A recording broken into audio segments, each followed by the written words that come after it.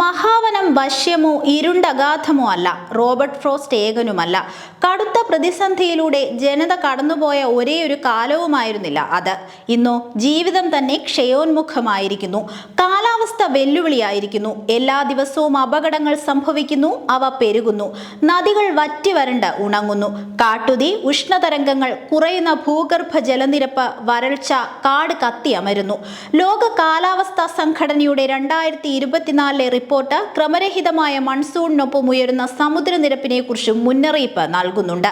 ജലം, കൃഷി, ആരോഗ്യം, തീരദേശ സംരക്ഷണം തുടങ്ങിയ നിർണായക മേഖലകളിൽ അടിയന്തരവും പ്രാദേശിക സാഹചര്യങ്ങളുമായി പൊരുത്തപ്പെടുന്നതും കാലാവസ്ഥാ വ്യതിയാനങ്ങളെ പ്രതിരോധിക്കാൻ ശേഷിയുമുള്ള സംവിധാനം ലോകത്തിന് ആവശ്യമാണ്. ദാരിദ്ര്യത്തിനൊപ്പം കാലാവസ്ഥാ പ്രതിസന്ധിയും വർദ്ധിക്കുന്നത് ഗുരുതരമായ അപകടത്തിന്റെ മുന്നറിയിപ്പാണ്. ഇവയെ ഏകോപിപ്പിച്ചുള്ള പരിഹാര നടപടികൾ സ്വീകരിച്ചില്ലെങ്കിൽ ലോകം പതിറ്റാണ്ടുകളിലൂടെ നേടിയ പുരോഗതി മാറിമറിയും.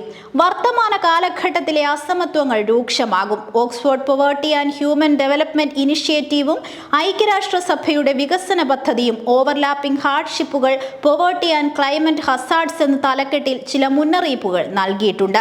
ദാരിദ്ര്യവും കാലാവസ്ഥാ വ്യതിയാനവും സമൂഹത്തിന്റെ വിവിധ മേഖലകളിലേക്ക് വ്യാപിപ്പിച്ചതിന് സമാനമായ കാരണങ്ങളാണ് റിപ്പോർട്ടിൽ ചൂണ്ടിക്കാട്ടുന്നത്. സാമ്പത്തികമായി പിന്നോട്ട് നിൽക്കുന്നവർ കാലാവസ്ഥാ ആഘാതങ്ങൾക്ക് കൂടുതൽ ഇരയാകുന്നു. ചില കണക്കുകൾ അനുസരിച്ച് കുറഞ്ഞത് 651 ദശലക്ഷം ദരിദ്രർ ഒരേ സമയം ഒന്നിലേറെ കാലാവസ്ഥാ അപകടങ്ങളെ നേരിടുന്നു.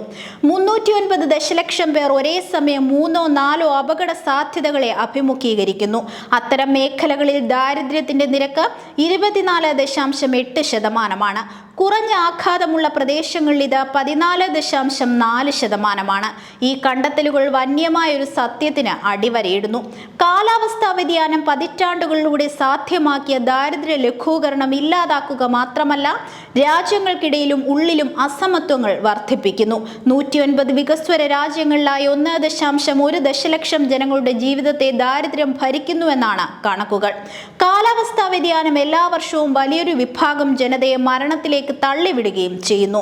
സുസ്ഥിര വികസന ലക്ഷ്യങ്ങളെയും കാലാവസ്ഥാ പ്രവർത്തനങ്ങളെയും വേർതിരിച്ചു കാണാനാവില്ല. ഭൂമിയെയും ജനതകളെയും കേന്ദ്രീകൃതമായ വികസന ചിന്തയിൽ നിലനിർത്താൻ ഉതകുന്ന സംയോജിത നയ സമീപനം ആവശ്യമാണ്. അപകട സാധ്യതകൾ അംഗീകരിക്കുന്നതിനപ്പുറം പരിഹാരങ്ങൾ നടപ്പിലാക്കുന്നതിലേക്ക് അതിവേഗം നീങ്ങണം. ദാരിദ്ര്യത്തിന്റെയും കാലാവസ്ഥാ പ്രതിസന്ധിയുടെയും ഇരുട്ടടി യാഥാർത്ഥ്യമാണ്. പ്രതിരോധിക്കാൻ ഏകോപിപ്പിച്ച നടപടി സ്വീകരിച്ചില്ലെങ്കിൽ ലോകം നേടിയ പതിറ്റാണ്ടുകളുടെ പുരോഗതി പിന്നോട്ടിറങ്ങും.